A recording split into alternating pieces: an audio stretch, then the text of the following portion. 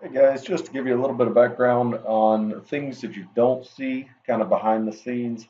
I had a rear suspension bolt that actually adjusts the toe on the little control arm in the very front of the trailing arm.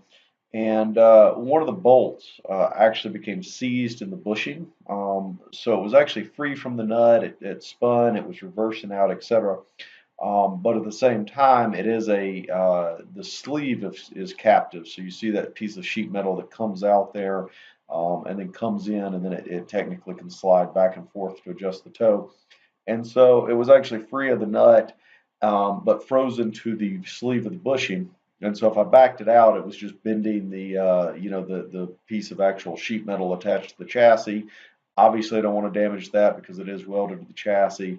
And so I ended up cutting that off. I've got another set of suspension, not important, but cut that off and ended up just cutting that off and then worrying about basically trying to figure out how to free that up. I tried vice grips, so basically I cut the arm in half and then I actually cut the arm away from the sleeve and bushing. So the bushing was stripped out by that time, so I cut the metal arm off of that and then removed the rubber so that I just had a metal sleeve. Tried to grab it with vice grips. I had to place a jack under the vice grips that you'll see in the video, and turning it, etc.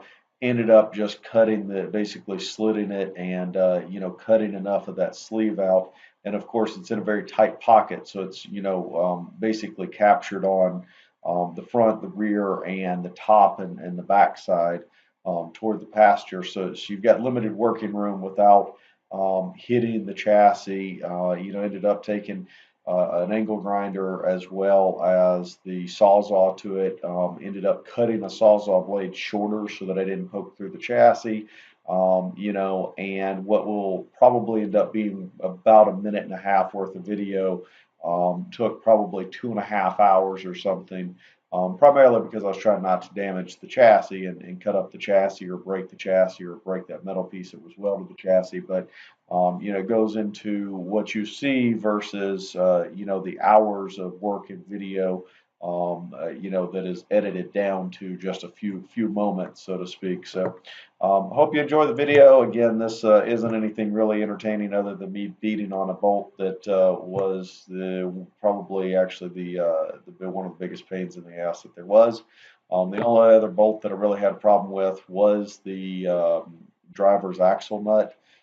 It was frozen on and had to cut it off, but it was a little bit easier to cut off than this one. So a little bit more room and whatnot. So I was able to actually cut it off and just kind of peel it back and then it get freed up. So not too bad there.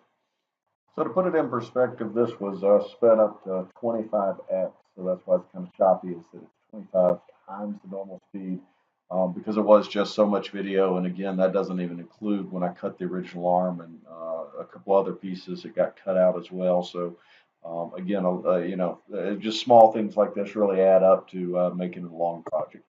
Hey guys, hope you enjoy watching the restoration of the rusty Barnacle, Integra Type R 98111.